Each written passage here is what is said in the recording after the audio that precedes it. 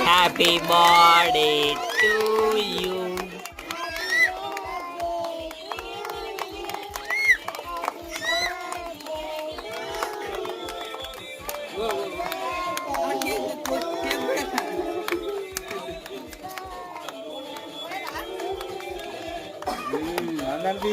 పిల్లలు బాగా అంత పంపిస్తున్నారు.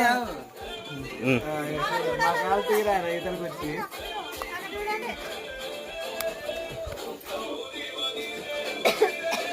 దగ్గరకి ఏమన్నా కొంచెం క్లోజ్కి వెళ్ళి